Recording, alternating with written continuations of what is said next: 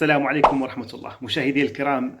مرحبا بكم في لقاء جديد من برنامجنا خلاصة كتاب، والذي نستهل فيه هذه العودة بعد الغياب بقضية القيادة الإسلامية وفق القرآن والسنة، كما هو وارد في كتاب قضايا سياسية لمؤلفه المفكر المعروف أبو زيد المقرئ الإدريسي. في بداية هذه القضية توقف الكاتب عند إشكال منهجي يتعلق بتأصيل نظرية القيادة من القرآن والسنة، حيث أشار إلى شح النصوص المباشرة في الموضوع، مبرزا أنه سيلتزم بالمزاوجة بين التضييق المنهجي للموضوع بالوقوف على النصوص المباشرة مع التوسع المحدود في المفاهيم القريبة في إطار ما يسمح به الإسقاط السليم، حتى ولو كان بمفاهيم بعدية على نصوص قبلية.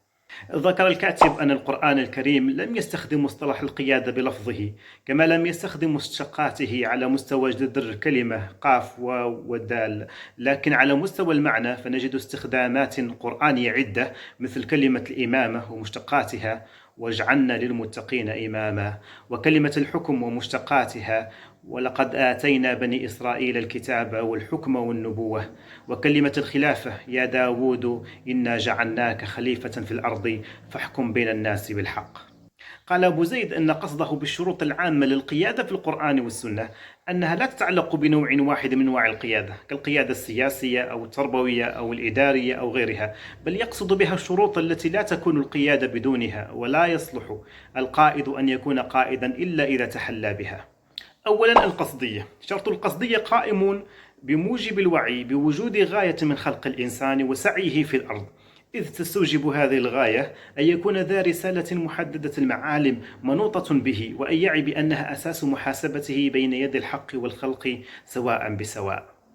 ثانيا الإبداع. يقول أبو زيد إن أهم عناصر الإبداع في أغلب النظريات المفسرة له هي معاداة التقليد وحسن البصيرة وترك الأحكام الجاهزة والقدرة على المبادرة والنفسية الإيجابية، وهذه العناصر التي تجتمع فتشكل الإبداع كلها ندب إليها الوحي بإلحاح وتكرار. فقد حارب الإسلام الأبائية، وحذر النبي صلى الله عليه وسلم من المقلد والإمعة، ووصف الأنبياء بالبصيرة، ونهى الإسلام عن التسرع ودعا إلى التبين، ونهى عن الانبهار بالأقوياء وحث على العقلية الإيجابية. ثالثا الشورى. يؤكد المفكر الإسلامي أنه يستحيل على قائد أن يقود مجموعته كبرت أو صغرت في أي اختبار أو مهمة أو تحد كبر أو صغر دون أن يستعين بالشورى الواسعة والملزمة. وفي هذا الصدد وجه القرآن الأمر الصارم للقيادة العليا الإسلامية النبي الكريم وشاورهم في الأمر.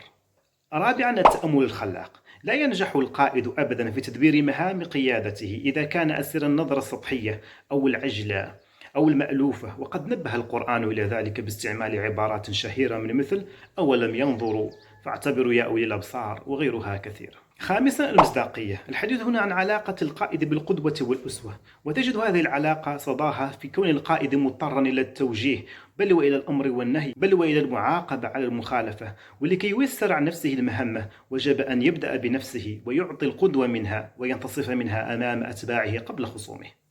سادسا الاستيعاب. أبرز أبو زيد الصلة بين الخلق الحسن وبين شخصية القائد، والمتمثلة في أن الخلق الحسن يساعد على حسن استيعاب الأتباع والخصوم على السواء. لهذا كان من السمات القيادية البارزة عند رسول الله صلى الله عليه وسلم صفة اللين والحلم والصبر على الأذى.